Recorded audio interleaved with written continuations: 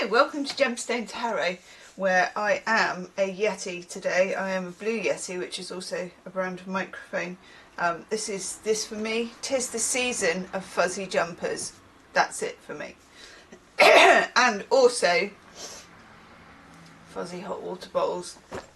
I know. And then also I had like a little wander down the little high street and I went to Waterstones. And I am probably far too excited about this, but I am mega excited. Just let me adjust my mermaid tablecloth. This is for the 30th of October 2025, if I haven't said so already. Look at this. Parliament of Owls, a book of collective nouns by Chloe Rhodes. So in Waterstones, of course, coming up to Christmas, by God was it busy.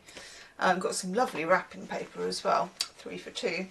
And it was heaving, but of course it's half term, so it was full of kids, full of people, full of grandparents, everybody.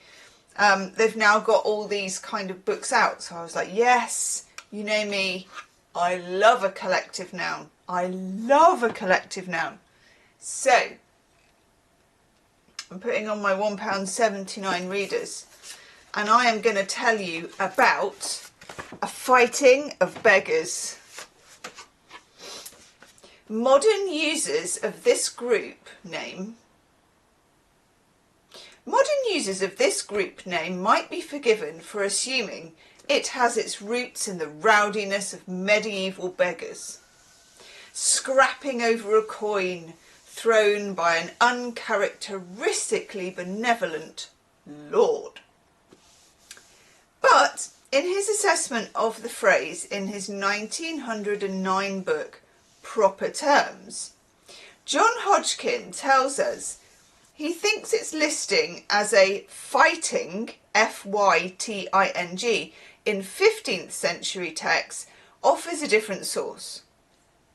The word fighten in Middle English meant mendacious. I've never heard that word, I don't even know what that means, but I do know what it means at the same time, or lying, which suggests that the phrase came from the tendencies of beggars to tell tall tales in the hope of obtaining alms. Medieval England made no state provision for the destitute or the homeless, who made up around 20% of the country's population. That is a fifth. The physically and mentally disabled, the blind, the deaf, the sick, the aged, were left to fend for themselves with only the charity of the church to support them, which is a bit like the Rider-Waite 5 of Pentacles card that we get, and also the 6 of Pentacles, which you often see as a king or a priest handing out alms to the poor. The truly needy often went without, while the canny fraudster made off with their share of the funds.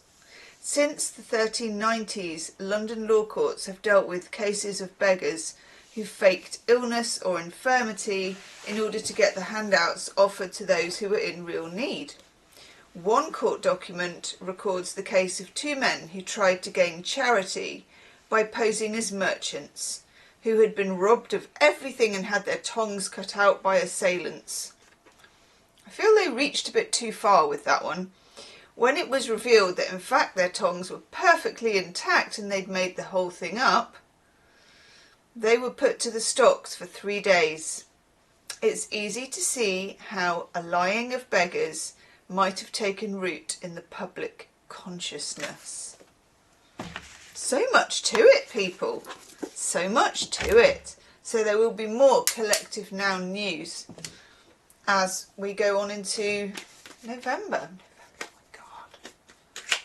Right, we're using today, because I feel like we could do with a bit of snap, crackle and pop and a bit of fizz, the Kitsch Pop Tarot. Let's have a looky-see. I'm going to turn that round so I've got the furry side rather than the velvet side. I know. My cats like this jumper. Oh, we've solved not the thing. Been to the vets with Diabolo, tested out her bits and bobs urine sample. Nothing wrong with her, all in her head, psychological, so got to work on that now. Been given some psychological cat medicine for her and bought her a little cat igloo And of course we all know what's happened, don't we? Yep, Leia has never left that igloo since the minute it got there. Diablo is allergic to it. Yep. Yep. Ooh. Ooh, okay, no, I like that. I thought that was something different, but it's not. Oof. Oof. Oof and a woof.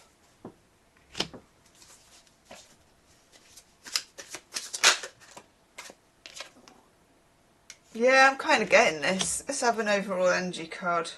Yeah. I love this deck actually. So we have, I'm just trying to see what there is about that card. 9 of Wands is our overall energy card.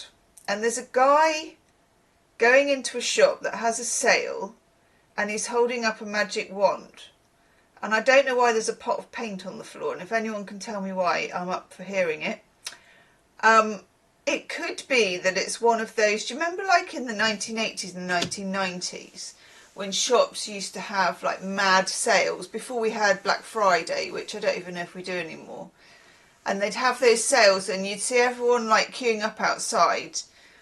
This is not really in the UK because we have to queue, like queuing takes place over virtually everything else apart from a church jumble sale. Tracy, you'll second me on this one. Church jumble sale, that can get nasty. That can get nasty. But anyway, it could be that the person's like ready. I'm ready to go to TK Maxx. I'm ready to fight for that jacket. But 9 of Wands is self-protection, boundaries, not allowing.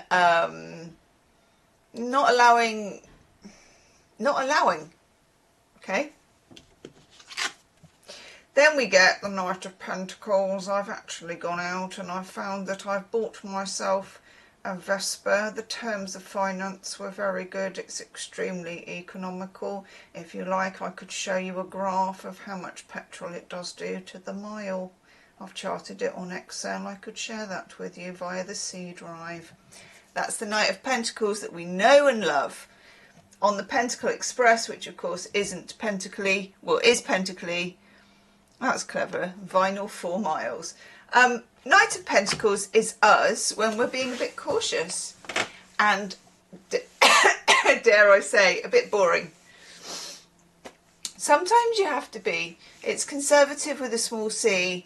It's like I'm looking after myself here by not giving in to that or doing that. And in keeping with that, we have the 10 of Wands in reverse, which we want it to be. And the 10 of Wands, and again, someone's clutching a wand. 10 of Wands in reverse, and this is, well, this is not Patrick Swayze in that disco video that I saw the other day, the one where he's got a belt. If you haven't seen that, you've got to YouTube that bad boy. I don't know what. Yeah, it have conflicting feelings when I watch it. Let's just put it that way. Just put Patrick Swayze roller disco, and then come back and tell me your thoughts. The 10 of Wands, you're releasing a burden and you're refusing to let somebody hand you another bushel to carry, okay? We also have Judgment in the reverse. Now, when you get Judgment in the reverse, love this card, look at it, it's mad. Mad as a brush, isn't it? Judgment in the reverse, we're coming into Mercury retrograde, we've got Saturn retrograde, we're going to have Jupiter retrograde, I think we've got something else retrograde. Pluto retrograde, or was that just going direct? I think it's going direct, I'm not sure. Somebody let me know. It feels like, because we also have, before I say that, our Queen of Wands in the reverse as well. So 3 wand cards in the reverse is telling you, alongside Mr. Boring, the Knight of Pentacles, is telling you to cool your jets and take it at your own pace, to take it steady, to not be pushed. You're not for turning, and you're not going to do it because somebody else wants you to, if you do it at all.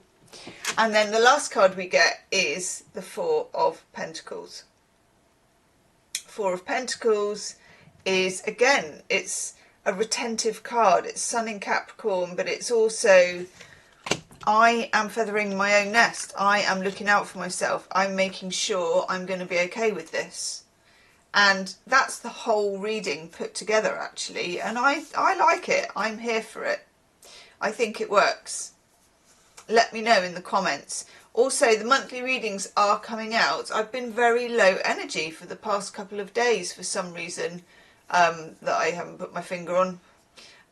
So they're slower than normal. So apologies to those of you that are waiting. They are coming.